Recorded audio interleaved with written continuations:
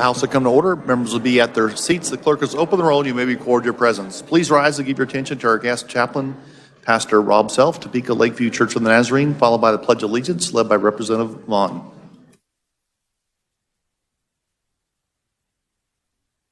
Let's pray. Gracious Heavenly Father, we thank you for this wonderful day that you've given us to gather today. I'd ask that, Lord, you would just speak into the hearts and the minds of your people, that God, your sovereign will would be done today. I'd ask that you be with those that were unable to make it today. I think of Chaplain Eunice Brubaker as well. Lord, we just ask that your healing hand would be upon her. We ask that your hand would also be upon those in Ukraine today, that they would shelter and protect them and give them strength. Lord, be with us this morning. I ask that you're a part of everything that's done today, and as these representatives have gathered today, would speak the heart and the mind of your people. We ask this now in Christ's name. And all God's children said, amen.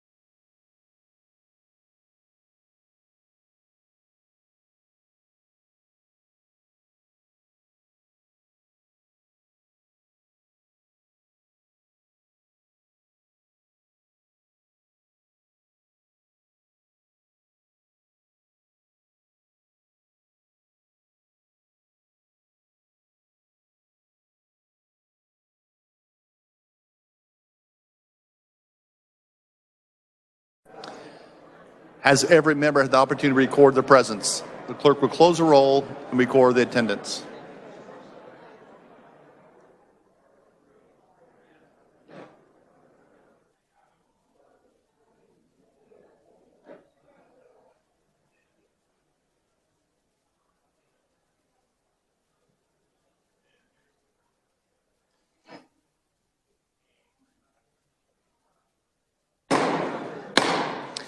Hey, body, before we start today, I'd like to welcome back Representative Finney to the House floor.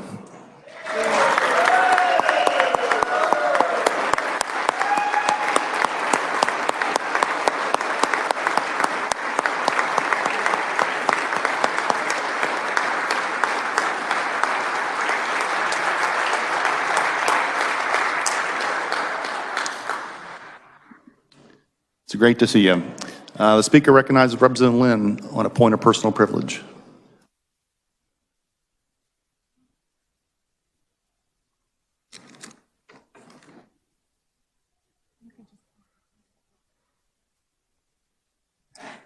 Thank you, Mr. Speaker. Today, I'm here to recognize the 2022 Kansas and the 2020 National Miss Amazing representatives. Miss Amazing is founded on the principles of ensuring equal opportunities for girls and women living with disabilities. The organization's mission is to equip girls and women to write their own story, build meaningful relationships with peers, empower parents and family, and support professionals to be effective allies. Miss Amazing looks to dismantle stereotypes and open up pathways for personal growth while building self-esteem and promoting their boundless potential. They hold regular opportunities to teach leadership skills, including one where I got to teach the girls how Kansas laws are made. And then they have fun events like fashion shows, karaoke nights, painting classes, among other things. Miss Amazing looks to challenge these young women to take pride in their identities and their strengths, set ambitious goals, advocate for better policy, to speak up for others, to pursue their greatest versions of themselves. And by their contributions, we as a society will reap those benefits as well.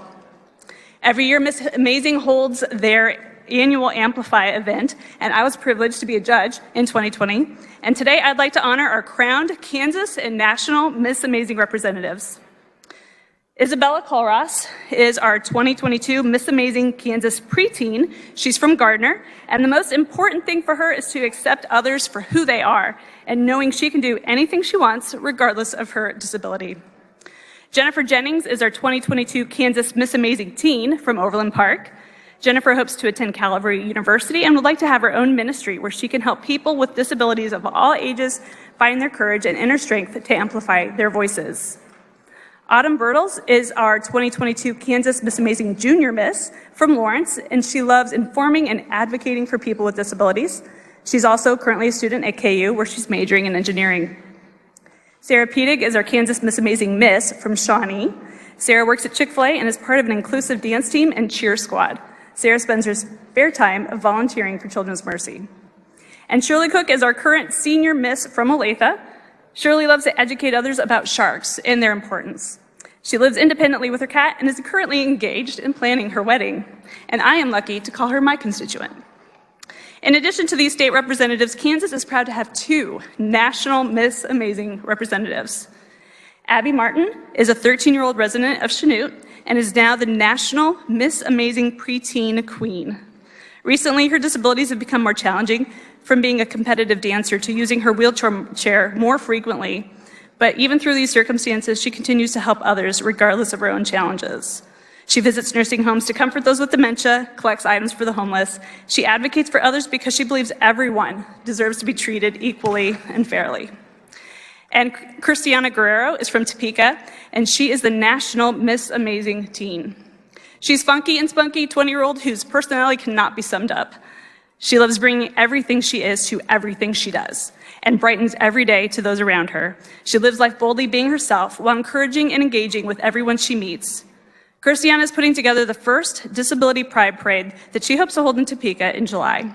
She knows that she doesn't need to measure up or change herself to fit the crown, but the crown amplifies who she is and gives her opportunities to reach others. Her biggest passion is reminding everyone they're loved, encouraging you to love yourself, and empowering you with ways to live boldly. And finally, Kansas Miss Amazing is led by their amazing director, Michelle Roberts. Body, please join me in congratulating our Kansas and National Miss Amazing representatives.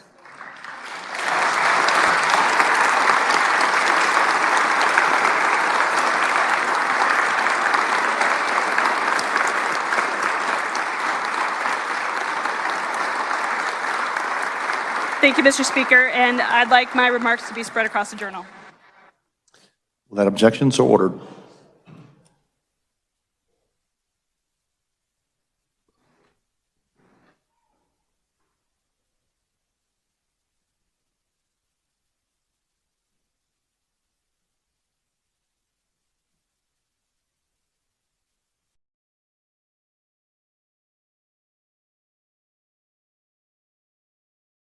Introduction of bills and concurrent resolutions. The clerk will read.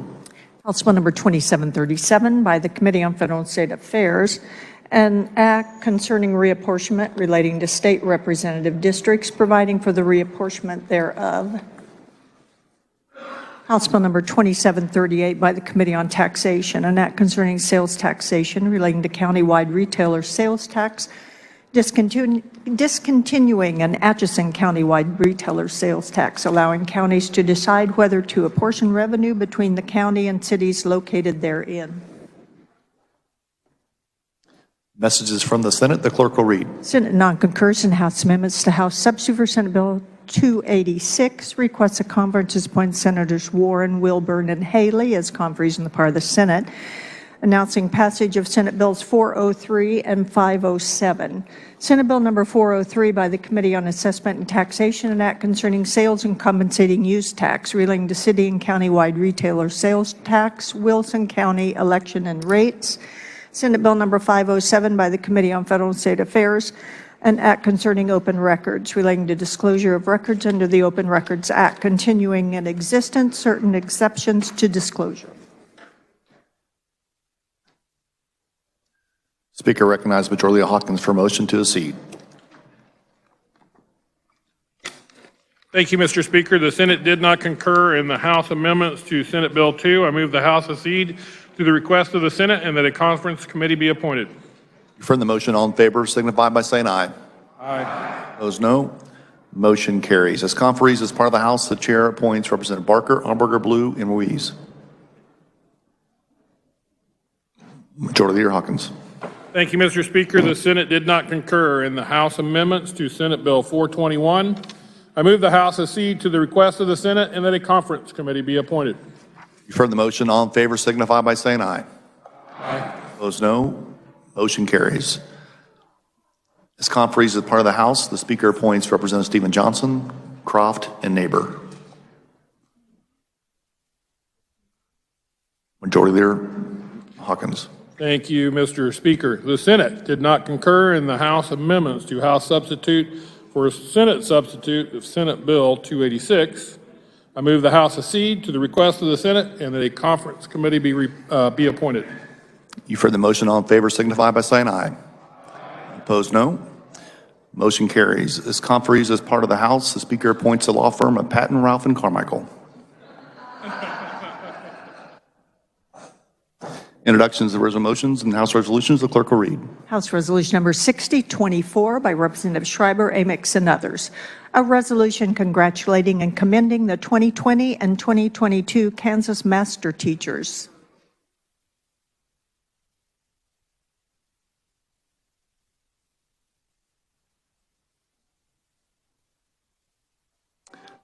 On H.R. 6024, the chair recognizes Representative Schreiber for a motion to adopt the resolution.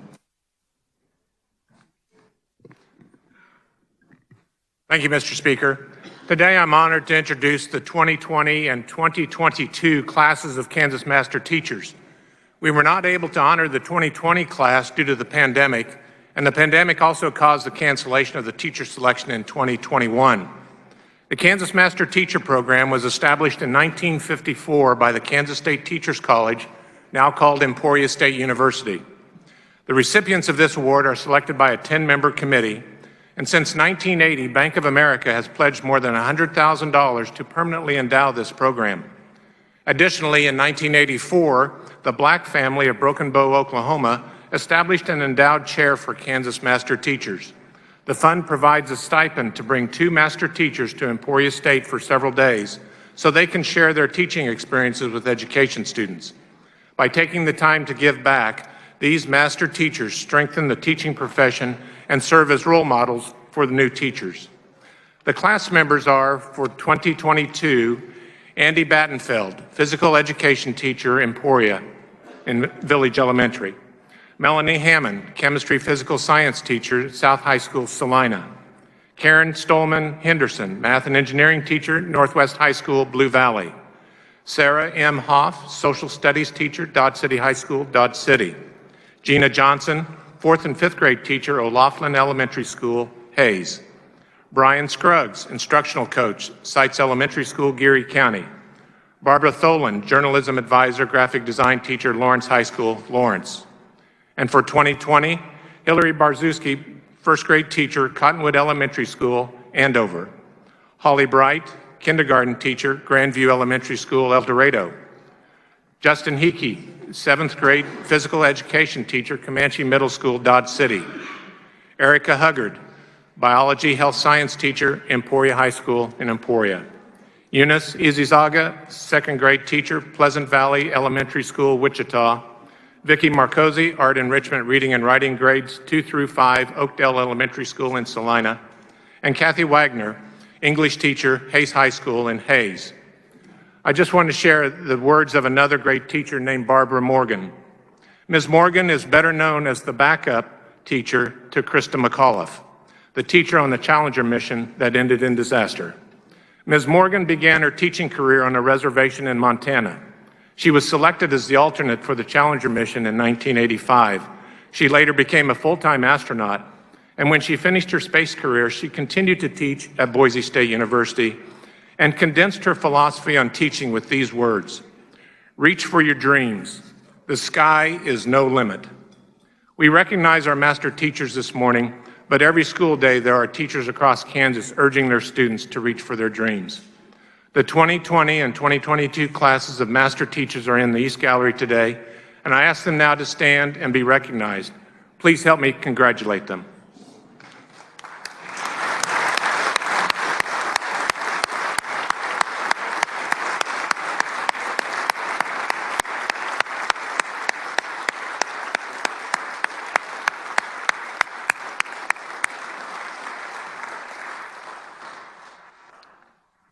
Mr. Speaker, I move adoption of House Resolution 6024 and would like my words spread across the journal.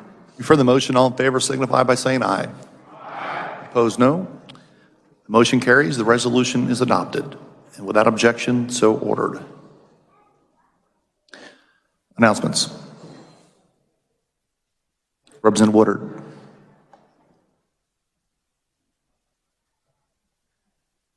Thank you, Mr. Speaker. Democrats, we will have an agenda immediately upon recess in 142 South. That is a different room. Immediately upon recess, 142 South. Thank you, Mr. Speaker. Majority Leader Hawkins. Thank you, Mr. Speaker. Body, neither side had the opportunity this morning to discuss a concur on 2279, so that's what we'll be doing. Republicans, we will stay in here in the House chambers, and we will discuss the concur in here. Mr. Speaker, I move the House recess until 11:35 a.m. You've heard the motion. All in favor signify by saying aye. Opposed, no. We are in recess.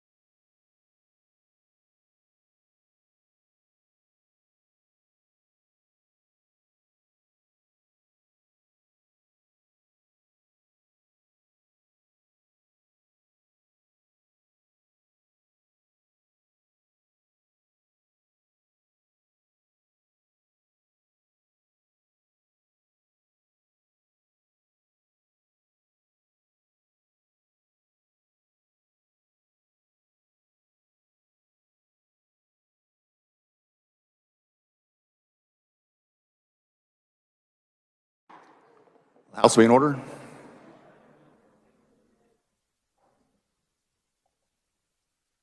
Speaker recognizes Representative Hawkins for a motion to concur on House Bill 2279. Thank you, Mr. Speaker. I move the House concur in Senate amendments to Senate substitute for House Bill 2279, and I will stand for questions. For discussion, Representative Landwehr.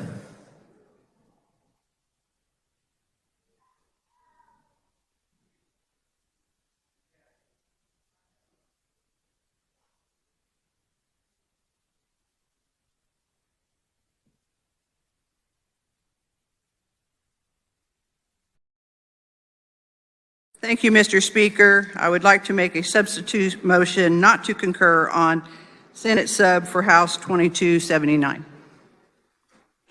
This is a debatable motion. Is there discussion? Representative Epley.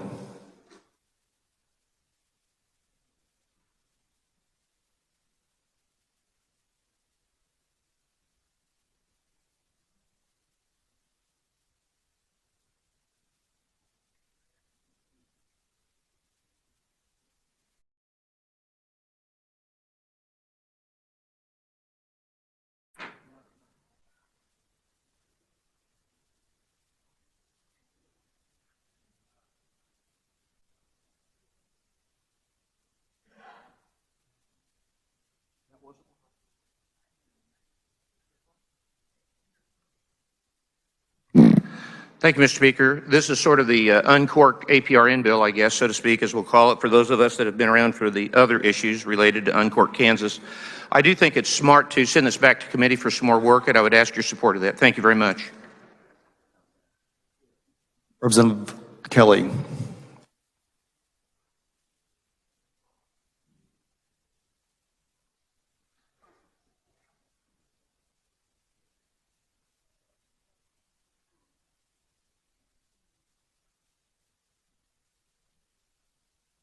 Thank you, Mr. Speaker, and I support sending it back to conference. I've been part of this debate for a good share of the 10 years I've spent in health. And time after time, compromises have been offered. A couple years ago, it was down if you can ditch the agreement if you become come under the Board of Healing Arts. And that was the only restriction at that time, and it did not happen. It was not agreed to. But I think it's important. I think it's important to send it back to committee, not to pass it on. And especially, to me, the Board of Healing Arts is important in my mind, just for the fact if you want to walk like a doc, quack like a doc, you ought to be under the same board that docs are under and PAs are under. So I think it needs a lot of work. I don't think it needs to come out, and I support sending it back to for a review. Conference. Representative Clifford.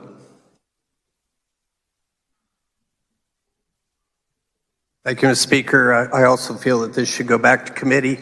I was in the Senate gallery when they were discussing this bill. When the motion was considered to vote, there was a voice vote.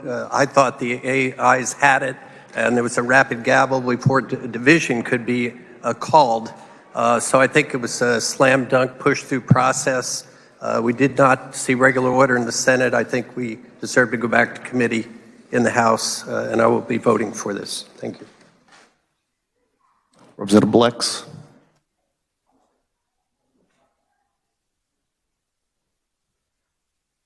Thank you, Mr. Speaker.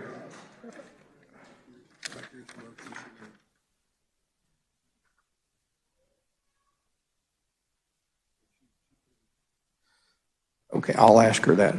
Would you stand for a question, please? Thank you, Madam Chair. When you made your motion, was that, you said committee, not conference committee, and my understanding it will go back, will it go back to your committee on the House side, or will it go to conference committee? No, that was an error on my part. Okay. Believe it or not, I had a lack of words. I want that marked on everybody's calendar that happened. So my motion should have been to non-concur and that a conference committee be appointed, and that's what I will make when I step back up. Okay. Okay, thank you for that. And technically, I think at this point in time, it's probably to take it back to conference committee. But there's a lot of things that's been said I don't agree with. It's not quite exactly true, and I have some real concerns with things like surgery. Currently, under the scope of practice, APRNs have the ability to stitch up a little bit or remove sutures. If you break the skin, I guess that's surgery, but I guess I'd probably support taking it back to conference committee, but not committee. Thank you, ma'am. Representative Garber.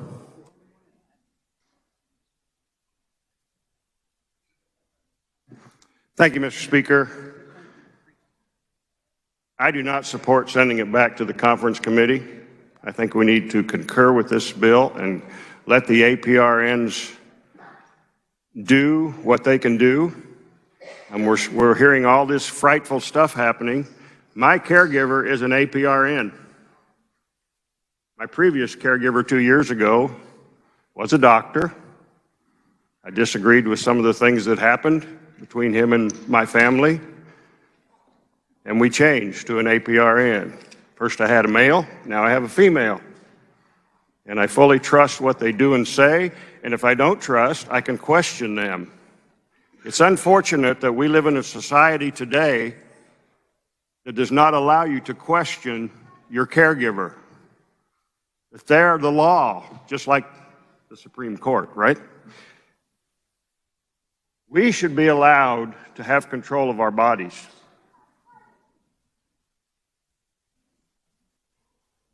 Those of you who say, my body, my choice, I would think you would be for this. I'll tell you another story. We have a new doctor in my area, and a person came in to have a splinter removed from under their thumbnail. This doctor's first reaction was, I have to go talk to another doctor. Now, these doctors have all this training, and I'm not putting down doctors at all. I appreciate what they do. But I really believe that APRNs have the ability to do, within their scope, what this bill will allow them to do. So I'm going to not support the non-concur and support the concur. Thank you, Mr. Speaker. Seeing no other discussion, Representative, you may close on your substitute motion. Thank you, Mr. Chairman, or Mr. Speaker, I apologize. One thing you will notice absent in this bill is statute KSA 651113. If the APRNs are wanting to do what they say they want to do, they will be prevented from doing it in this bill. This is why you don't circumvent the process. This bill in its current form only gives them prescriptive authority. We've had the revisers look at it every which direction. So if all they're wanting is prescriptive authority, that's what they will get in this bill. So, Mr. Speaker, I would move that we non-concur on Senate amendments to substitute for Senate Bill 2279 and the conference committee be appointed. You've heard the motion. All in favor signify by saying aye. Aye. Opposed, no. Motion passes. The Speaker appoints. Division has been requested. The clerk will open the roll. You may record your vote.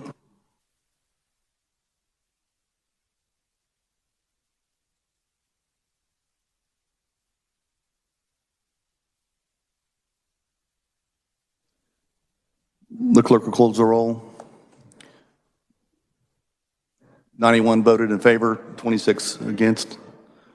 Motion carries. The Speaker appoints Representative Langworth, Epley, and Rees as conferees as part of the House.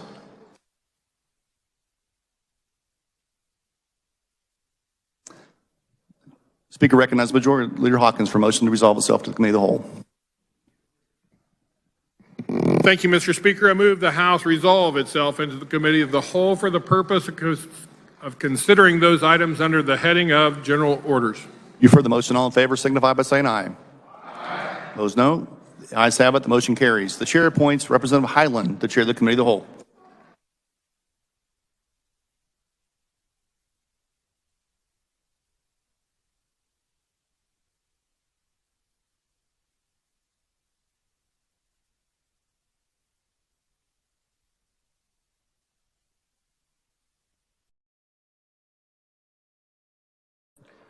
Thank you. Thank you very much. First item of business is House Concurrent Resolution 5032. For the purpose of carrying this House Current Resolution 532, the chair recognizes Representative Finch.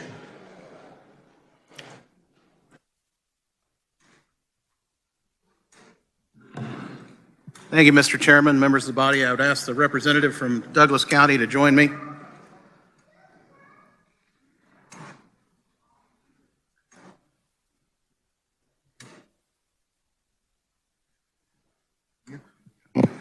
I rise today with my colleague in strong support of HCR 5032 and in support of the brave people of Ukraine.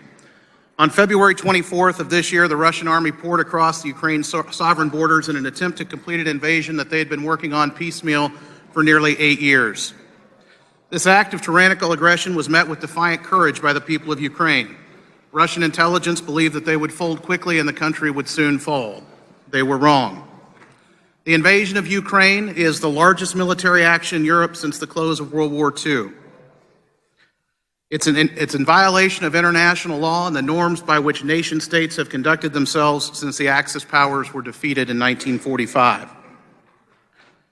You know, history will not long remember the words that we utter here today in support of the Ukrainian people and against the Russian invasion, but they will remember the images of a children's hospital bombed to rubble, a pregnant woman being carried on a litter, and the lines of baby strollers at train stations at the Polish border, placed there by Polish mothers for Ukrainian women and children fleeing across the border. And as of this morning, it's about 1.8 million women and children that have fled Ukraine.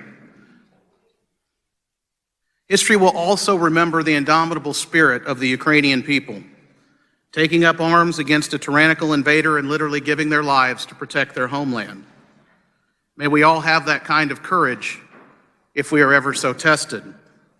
They embody the fighting spirit expressed by Winston Churchill when he said in 1941, "Never give in, never, never, never, in nothing great or small, large or petty, never give in except to convictions of honor and good sense.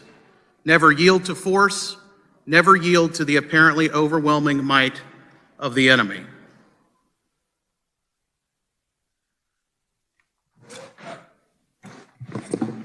I'd like to thank the speaker for his eloquent words. I think those of you who were at the rally we had on the steps last week may have heard me give a shout out to my friend Lubomir Timkiv in Lviv. I've heard word through a second party that he was safe as of a couple of days ago, but that was before the bombing started in that area in the West. You know, those of you who have been here for a while have heard me come up and question whether this body has the foreign policy experience to make decisions like this. But I think this is an issue where you don't need any foreign policy experience to know what's right and what's wrong. There's been a clear, a sovereign, independent nation has been attacked without provocation, and as the previous speaker pointed out, millions of people have fled the country already. You know, there will be some people here who will say, this is none of the business of the United States. We shouldn't be involved at all. But to that I would say, if you really want to live in a world where Vladimir Putin can do anything he wants to and get away with it, I'd think again. You know, every year we pass a resolution supporting our relationship with the Republic of Taiwan. You know, the Chinese government is taking notes. If this stands, Taiwan will be next. So if you support Taiwan, you should support this. Thanks. Mr. Chairman, we'll stand for questions. Does any member desire to speak to the bill? The chair recognizes Representative Schmidt to speak to the bill.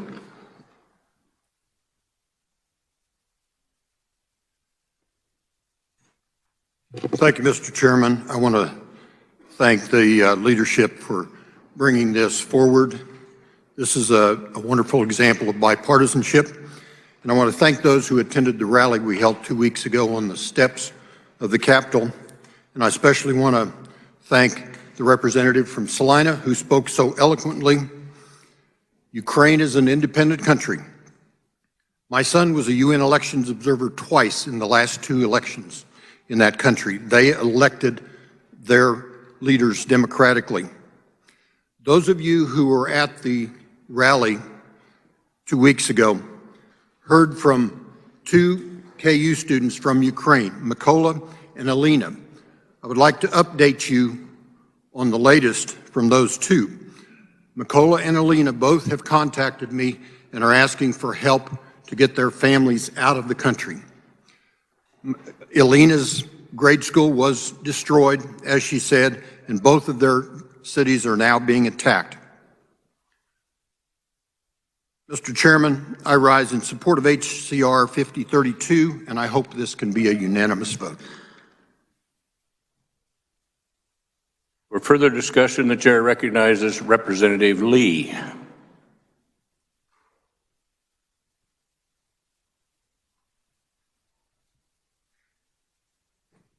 Thank you, Mr. Chair. When this resolution came across my desk last night, I was bothered by it, not because I don't support the sovereignty of Ukraine and the Ukrainian people, but because there's a line 6 on page 2, that talks about giving aid and support to the Ukrainian people. You know, borders do matter, and Ukraine never should have been invaded at all. But neither should we on our southern border. And so we want to spend, as heard on the news, billions of dollars to send to Ukraine. And yet, we're being attacked on our southern border and we're not doing anything at all about it. You know, I really like the Senate's resolution that they passed to punish Russia by saying that we're not going to buy any more Russian oil in the U.S. That needs to happen. Russia doesn't get a pass. And I'd love to be able to support this resolution, but I cannot support the United States yet again giving billions of dollars to another country to support their borders and to secure their borders when we've completely left our southern border open and millions of people are coming across and we're not even talking about it. It's for those reasons that I can't support this resolution. Thanks, Mr. Speaker. Seeing no further discussion, Representative Finch, you may close. Thank you, Mr. Chairman. Thank you, members of the body. I would ask that you join me in honoring the will of the Ukrainian people, condemning the invasion of their country, and praying for their success. May God grant them victory, and may God bless the people of Ukraine as he has blessed the people of Kansas. And that I move that when the committee rise and report HCR 5032 favorably for passage. Thank you, Mr. Chairman. You've heard the motion by Representative Finch to report House Concurrent Resolution 5032 favorably. All those in favor signify by saying aye. Aye. All opposed, no. The ayes appear to have it. They do have it. The motion passes.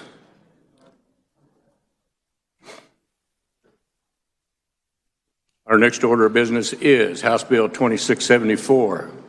For the purpose of carrying House Bill 2674, the chair recognizes Representative Owens. Thank you, Mr. Chair. There were committee amendments. As a result, I move adoption of the committee report as amended. You've moved the committee report? Yes. You've heard the motion. All those in favor signify by saying aye. Aye. All opposed, no. Please continue. It is adopted. Thank you, Mr. Chair. Colleagues, House Bill 2674 comes to us from Judiciary, but not before coming through corrections to the House floor and then back to Judiciary, where the smart attorney brains had to get involved in making sure that this was written out correctly. In the interest of full disclosure, it's important to note, many of you know that this is one of the industries in which I operate, but what this bill does is this provides that a defendant that fails to appear in court shall have a warrant issued if they fail to appear in court. There are 18 states and counting now that require when an arrest is made that a warrant be issued before that defendant can be taken back to custody. As many of you guys are aware, that's an important function of what the bonding industry does for the defendants in Kansas, and ensuring that they have the ability and the tools and the warrant issued to do so is an important part of that. It also requires that if it is a felony warrant, that be put in NCIC, which is the National Crime Information Center, so that law enforcement nationwide can be made aware of that. With that in mind, I will stand for questions. Does any member desire to speak to the bill? The chair recognizes Representative Heiberger.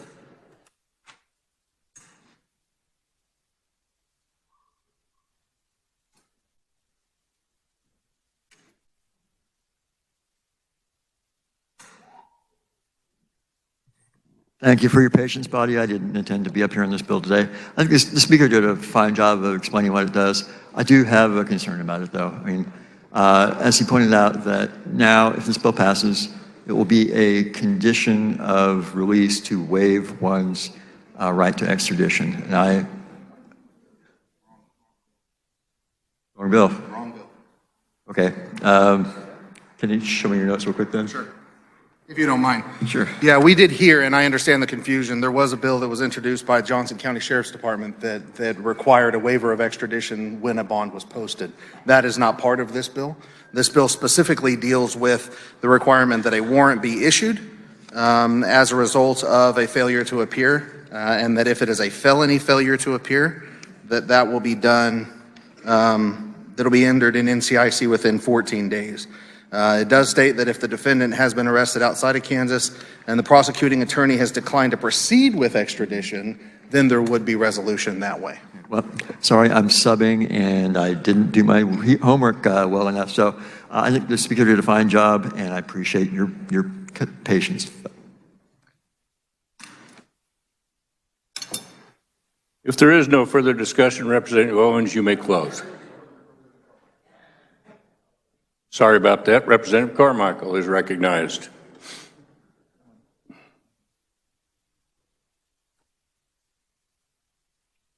Thank you, Mr. Chair. The error was mine, not the distinguished representative from Lawrence. Thank you. Thank you for that explanation. Seeing no further discussion, or the chair recognizes Representative Owens. You may close. Thank you, Mr. Chair, and thank you to my colleagues for the clarification. As we work through these pieces of legislation, we often hear a lot of the same terms, different bills, different approaches. And so it's good that we work through this and that we have a very important process to do so. So with that, Mr. Chair, I move that when the committee rises and reports, it reports HB 2674 favorably for passage. You have heard the motion by Representative Owens to report 2674 favorably. All those in favor signify by saying aye. Aye. All opposed, no. The ayes appear to have it. The ayes do have it. The motion passes.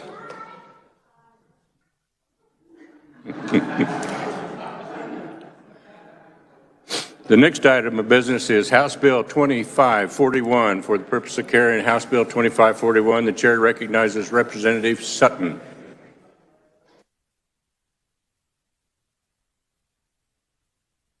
Amendments. All right. House Bill 2541 comes to you courtesy of the Appropriations Committee, where, as I mentioned, there were no committee amendments.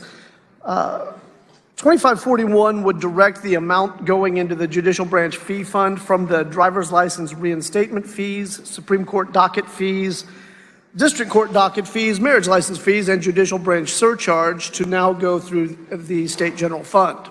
Once this change is made, then the appropriation will be made through the normal budget process to the judicial branch.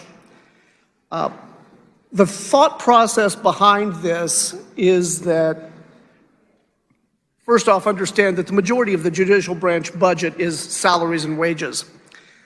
About 20% of their budget comes from these various surcharges, a very volatile source of income, which is not something you want when managing your payroll. So what they're looking to do is diversify, in a sense, and receive the revenue from SGF, like 80% of the rest of their budget, and instead remit the surcharges to SGF. And I like it because it cleans up the bookkeeping a whole lot, makes the accounting much more honest and predictable. And I think that's really what the judicial branch is looking for, is predictability in their budgeting process. The proponents were the Chief Justice of the Supreme Court, the Kansas Bar Association, the Kansas District Judges Association, fiscal note. There is a fiscal note listed because it's probably going to be about $29 or $30 million a year. This should long-term work out to be completely budget neutral, however, because rather than the surcharges going to the judicial branch, they're going to SGF, which is then reappropriated through the normal appropriations process back to the judicial branch. With that, I will stand for questions. Any member would desire to speak to the bill? The chair recognizes Representative Wolfmore from Wyandotte. Thank you, Mr. Chair. I don't think I can add much to that explanation, but it was suggested and brought to us by the Marla Lucret from the Supreme Court. It is their idea to do this, and I think this will ensure stability in the court system and continue to provide good court system service to the people of Kansas. So I fully support this. Thank you, Mr. Chair. For further discussion, the chair recognizes Representative Helgerson.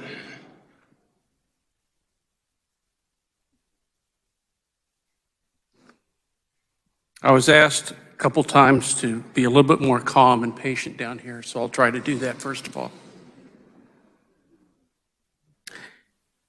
This is an innocuous bill in that we're just transferring money. We're just taking it in fees and we're going to spend it in a different way, but it doesn't do anything. We don't change the appropriation process. We go along our merry ways with the executive branch. We automatically approve their budget.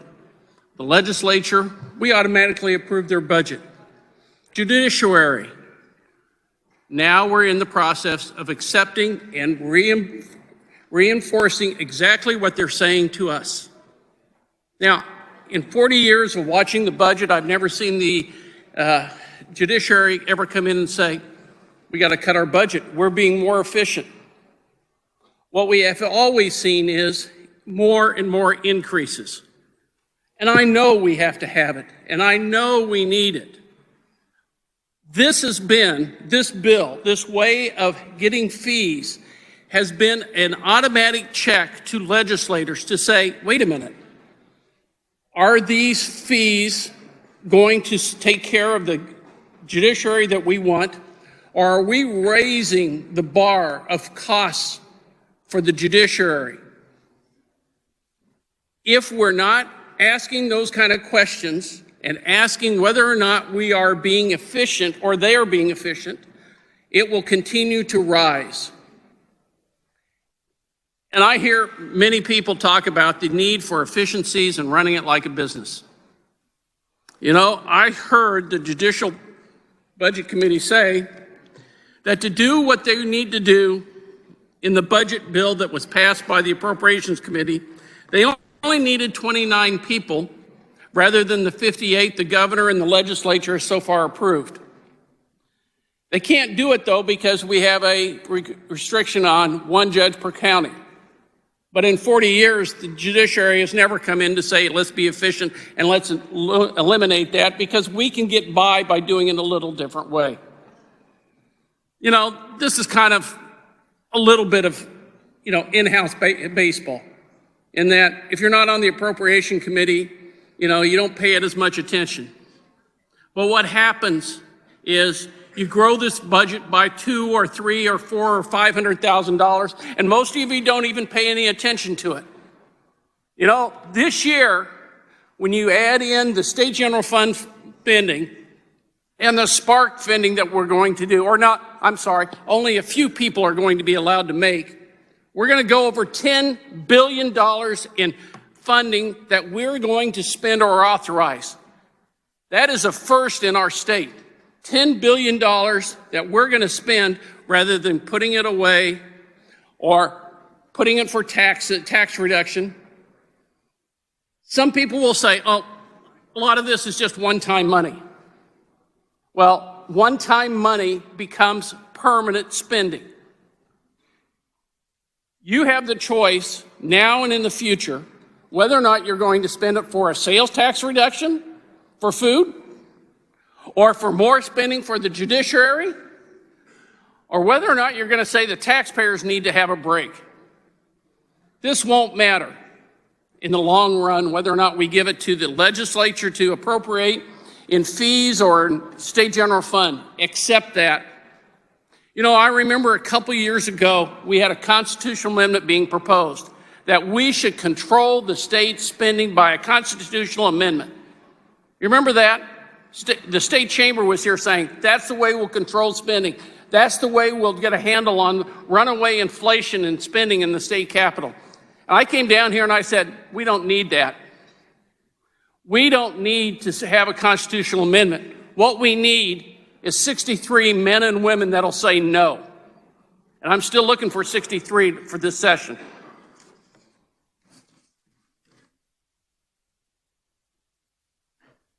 For further discussion, the chair recognizes Representative Carmichael.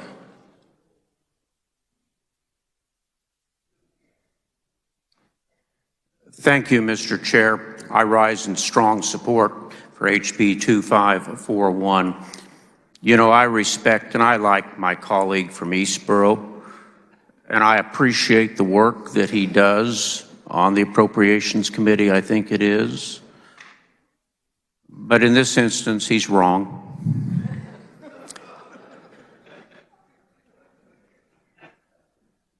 What this is about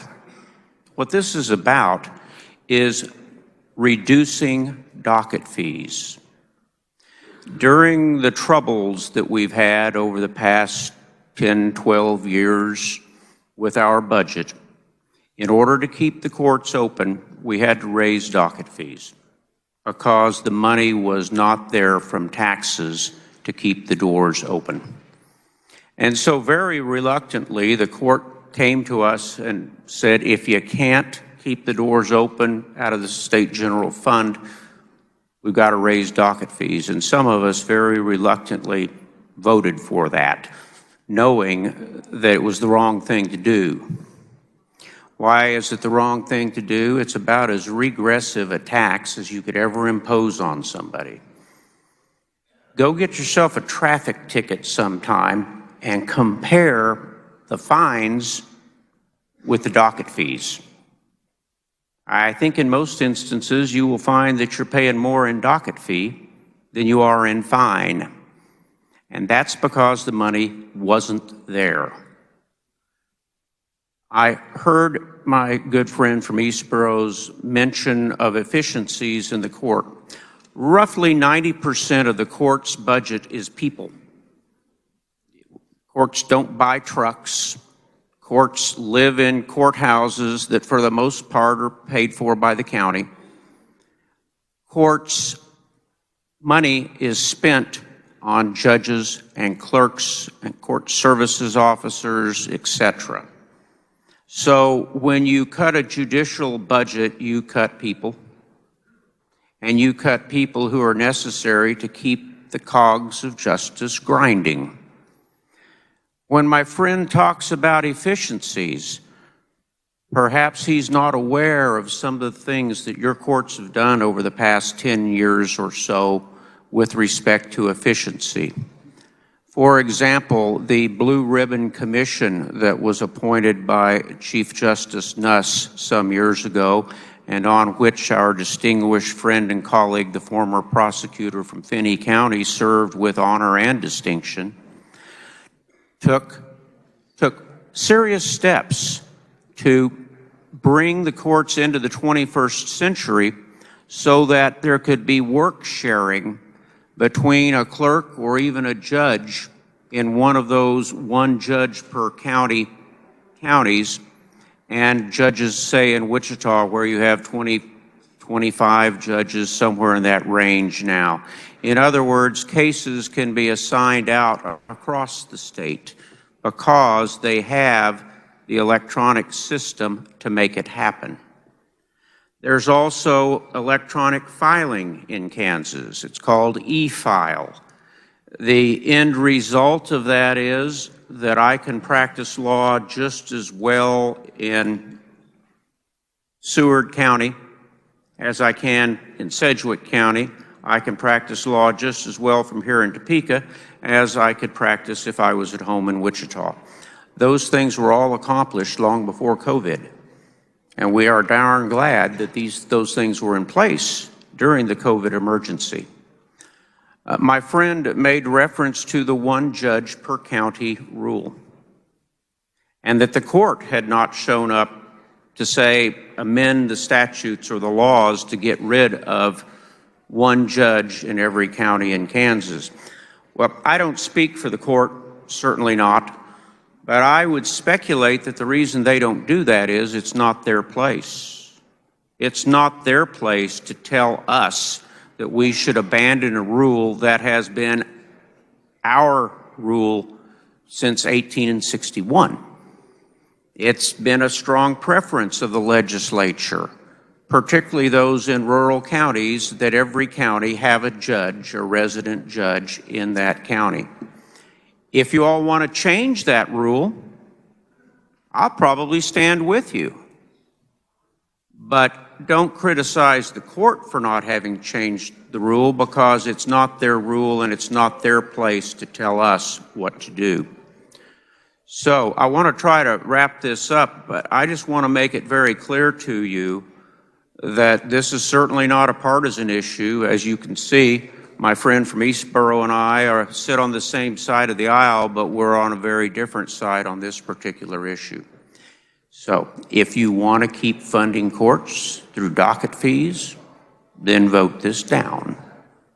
But I don't think that's what any of us would really want to do. I think we're a lot better off to pay for courts out of our tax money than we are out of a whole host of fees.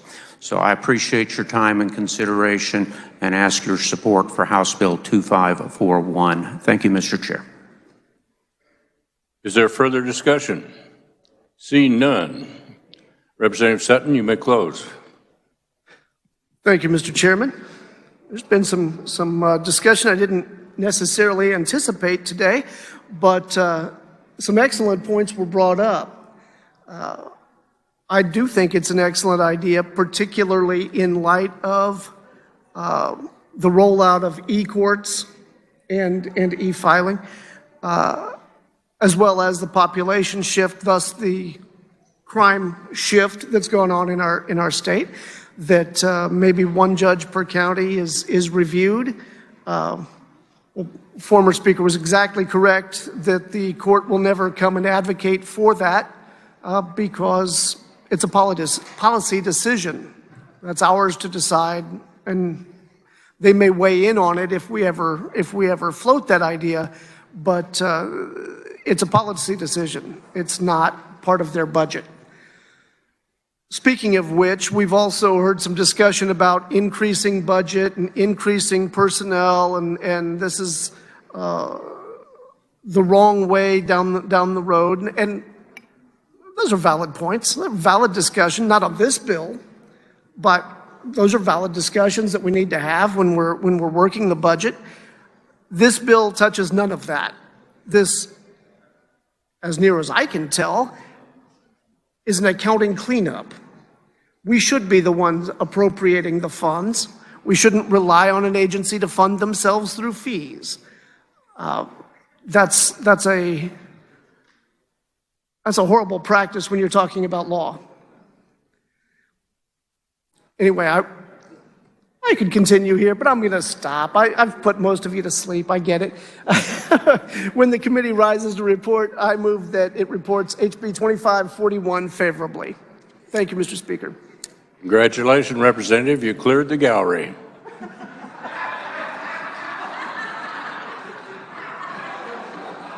You've heard the motion by Representative Sutton to report House Bill 2541 favorably. All those in favor signify by saying aye.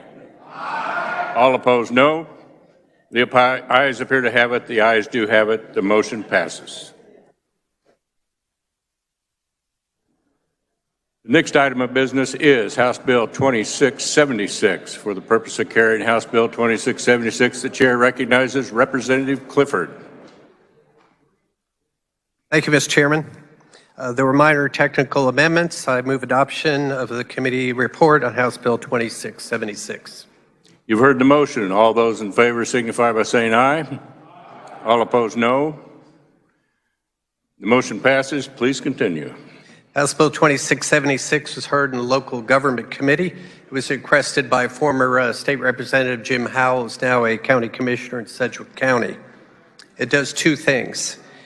It permits counties by resolution to create a code inspection and enforcement fund. And number two, it amends the county equipment fund to call it a county equipment and technology fund. It does not create any new fees. It was a minimal fiscal note. There were 3 proponents, no opponents, no neutrals. I will stand for questions. Does any member desire to speak to the bill? The chair recognizes Representative Curtis. Thank you, Mr. Chairman. And the previous speaker did a good job to explain this bill. One thing I might add is that even though Sedgwick County brought this measure forward to us, it is applicable statewide. So any county can now establish, if they want to do so, such a fee, or I'm sorry, such an account within their accounting system so that they can better track those expenses in that area of code inspection and enforcement. So it would be called the Code Inspection and Enforcement Fund. So that would be the only thing I would add. I just want to make sure that you know it's applicable statewide and that any county can exercise that. Thank you. Is there further discussion? Seeing none. Representative Clifford, you may close. Thank you, Mr. Chair. As you might not know if you haven't served as a county commissioner, we essentially have 6 functions: law enforcement, road and bridge, public health, solid waste, soil conservation, and getting rid of attorneys. Actually, it's noxious weeds. And we do need statutory permission to create funds. So I move that when the body rises to report, they report House Bill 2676 favorably for passage as amended. Thank you, Mr. Chairman. It was not amended during the discussion. You've heard the motion by Representative Clifford to report House Bill 2676 favorably. All those in favor signify by saying aye. Aye. All opposed, no. The ayes appear to have it. The ayes do have it. The motion passes. The next item of business is House Bill 2582. For the purpose of carrying House Bill 2582, the chair recognizes Representative Tim Johnson. Thank you, Mr. Chair. There were amendments. I would move the adoption of the committee report. You've heard the motion. All in favor signify by saying aye. All opposed, no. The motion passes and the committee report is adopted. Please continue. This bill basically directs the Department of Children and Family Services to share more information with law enforcement. It was something that was studied last year in the Oversight Committee and then brought to the Children and Seniors Committee. And after it was approved there with a couple small amendments, it then went to the Judiciary after we thought we needed to have a look at a couple legal issues on the sharing of juvenile information. Passed, and it was very well accepted. I want to thank the Children and Family Services for working with us. Several proponents, no opponents, and there is no cost to this. I would stand for questions. For discussion on the bill, the chair recognizes Representative Owsley. Thank you, Mr. Chair. And I think the previous speaker did a good job of explaining the bill, and I would urge your support for, sorry, I'm wearing my glasses, 2582. Thank you. For further discussion, the chair recognizes Representative Riley.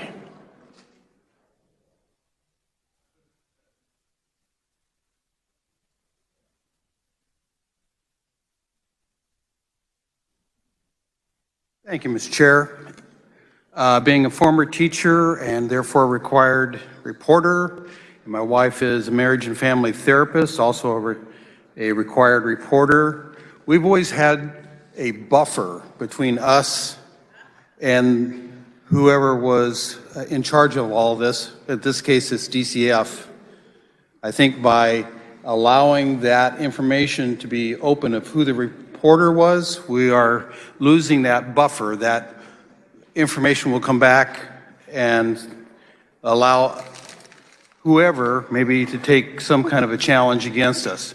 So we didn't, I won't be agreeing with this bill, but I just want to bring this to your attention that it's very important for mandated reporters to have that protection, that buffer between us and DCF so that we will report something happening to a child, but it's up to them to make the decision of what they're going to do, whether they're going to turn it over to a law enforcement agency or whether they're just going to let it slide. Maybe we let them do the investigation. We do the reporting.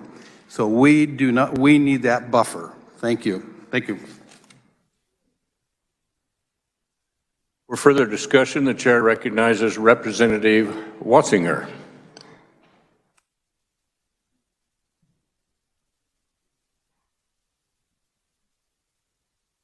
Thank you, Mr. Chair. Could the bill carrier please come up for questions? I'm wondering if this bill makes it easier for all the different divisions to know what's going on with the child.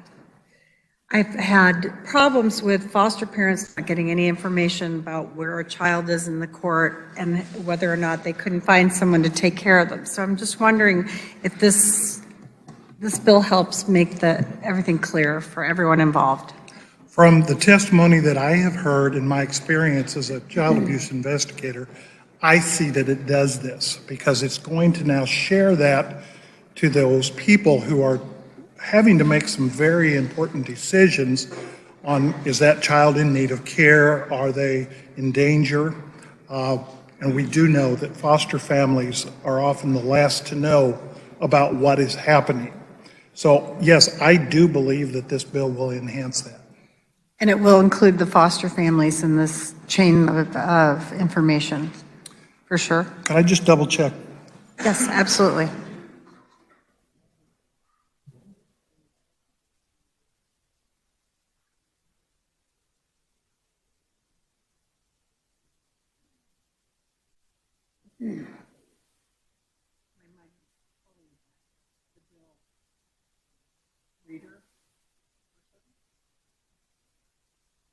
The foster family is not directly addressed in this bill.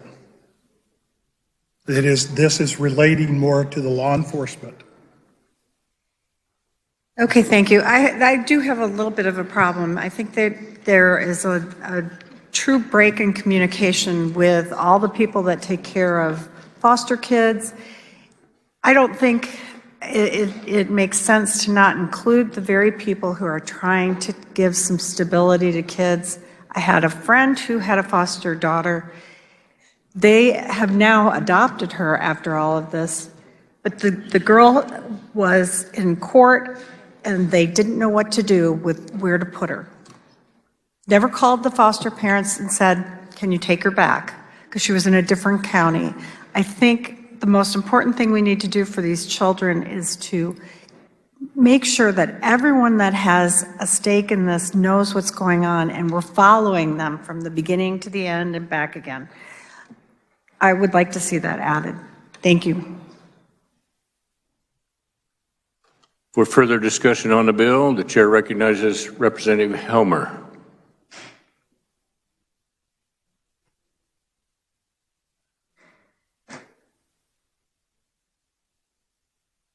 Thank you, Mr. Speaker. I'm not prepared to speak, so I hope this comes across well.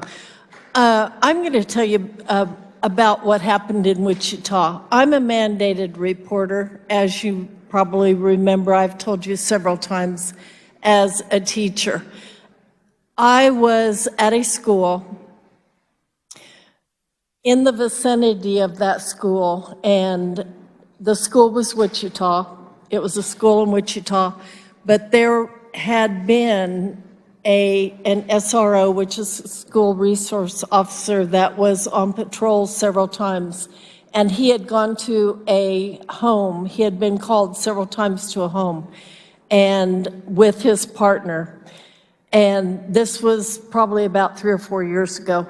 And they had gone to this home several times for domestic violence. They went one day and they knocked on the door. The man answered. They asked to see the woman. The man said the woman had gone to the grocery store to get milk for the child. He said, well, I want to talk to her. The policeman said, I want to talk to her. I need to talk to her, make sure she's okay. The husband said, she's okay. She went to the grocery store to get milk for the child. The policeman said, okay, well, we'll be back later. I just want to make sure she's okay, if everything's okay. So he left. He went and got in the car with his female officer and said, evidently, everything's okay. The man looks okay. Let's go on. We'll come back later. And so they drive down the road. And so the female officer says, well, what did he say? And he said, well, he said that she went to the grocery store to get milk for the children. Children? They have no children. They had been there, and what happened is they had been there several times. They never knew that there were babies in that house. They turned around and went back. And now you'll probably remember the story if you can go back 2 or 3 years. It was probably 3 years ago. There was a skeleton of a baby in a crib, and one child was still alive. This bill is meant, and why I'm telling you this story, those officers there were beat officers. They had never been given information that there were children in that home because DCF was never allowed when those officers were on patrol that there were children in that home. So this bill is one of those bills. It's a bill meant that when an officer goes out and does a domestic violence, that they can get information that there are children in a home. So we've got to open up information that there are children in homes of domestic violence. Thank you, Mr. Chairman. For further discussion on the bill, the chair recognizes Representative Esau.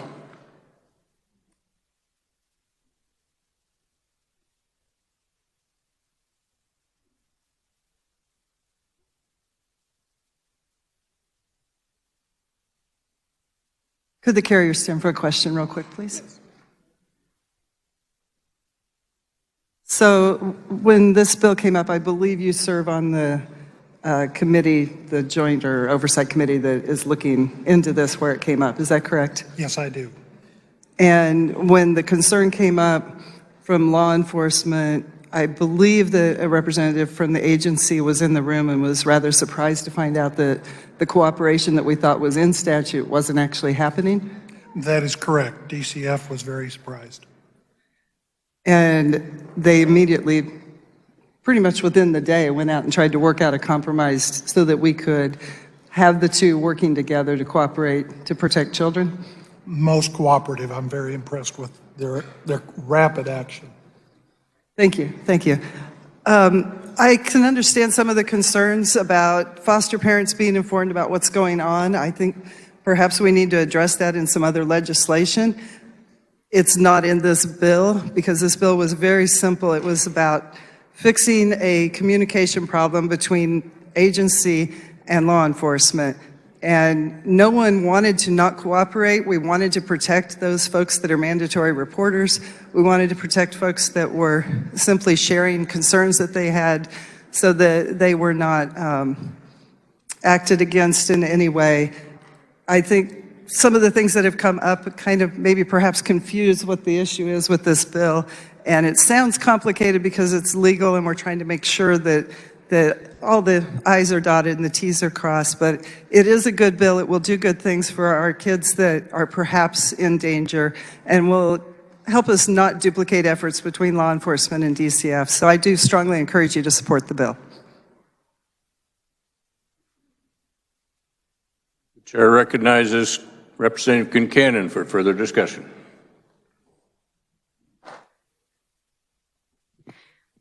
Thank you, Mr. Chair. I appreciate the conversation going on, the discussion on this issue. This bill is just addressing the communication between law enforcement and DCF. The conversation about foster parents being involved, they are already notified. They already have that information as long as the court allows it. So that's in separate statute. This is just addressing, just like the previous speaker stated, an issue that we found in the Child Welfare Oversight Committee where the law enforcement were not getting the information that was needed to investigate crime. They said it was like trying to investigate a burglary without being able to speak to the person who had called it in, without being able to speak to any witnesses, because DCF was protecting that information, the attorneys within DCF. We tried to have a compromise there, and that wasn't working out, so we just developed a bill to address it. Thank you, Mr. Chair. If there is no further discussion, Representative Johnson, you may close. Thank you, Mr. Chair, and thank you for those comments. Again, this is about expressing information to law enforcement. Everybody that is on those committees have hearts of gold, and I think those questions will be addressed. Mr. Chair, I move that when the committee rises to report House Bill 2582 favorably for adoption. You have heard the motion by Representative Johnson to report House Bill 2582 favorably. All those in favor signify by saying aye. Aye. All opposed, no. The ayes appear to have it. The ayes do have it. The motion passes. This concludes our general orders. The chair recognizes the majority leader. Thank you, Mr. Chair. I move we rise and report. You have heard the motion to rise and report. All in favor signify by saying aye. All opposed, no. The motion passes.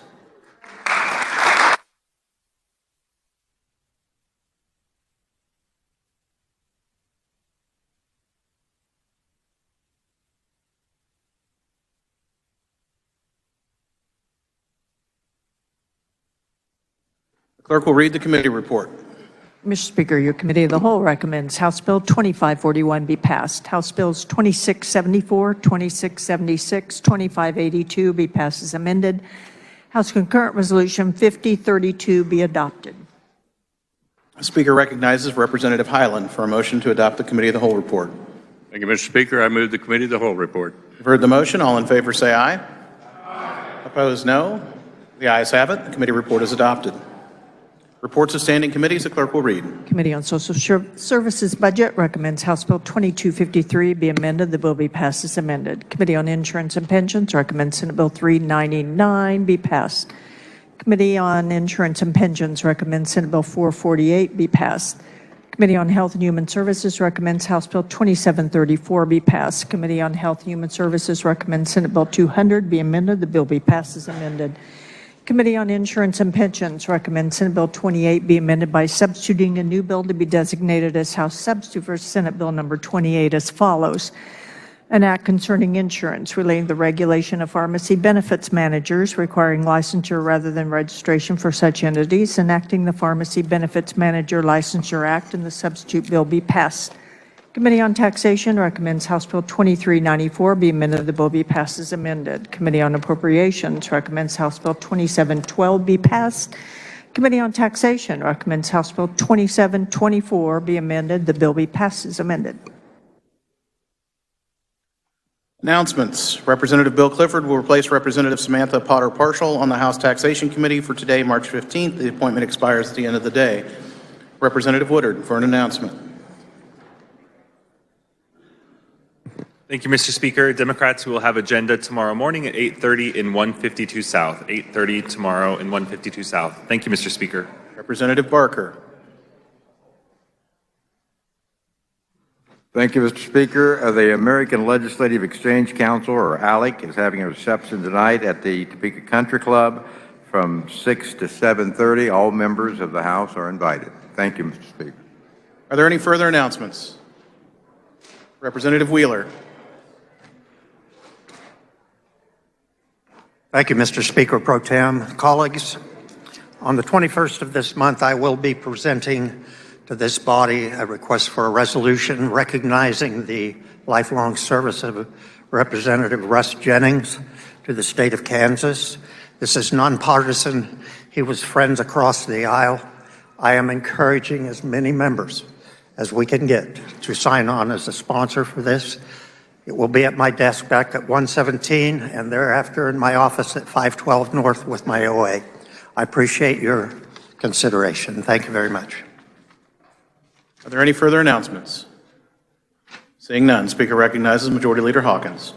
Thank you, Mr. Speaker. Republicans, we will have calendared tomorrow morning at 8:30 in the old Supreme Court room. Body, you are all invited to join Senate President Ty Masterson and House Minority Leader Tom Sawyer at the 60th Annual Kansas Prayer Breakfast. It will be held at the Fellowship Bible Church at 6800 Southwest 10th Avenue tomorrow morning at 6:30 a.m. Mr. Speaker, I move the House adjourn until Wednesday, March 16th at 11 a.m. Heard the motion. All in favor signify by saying aye. Opposed, nay. The ayes have it. The House is adjourned.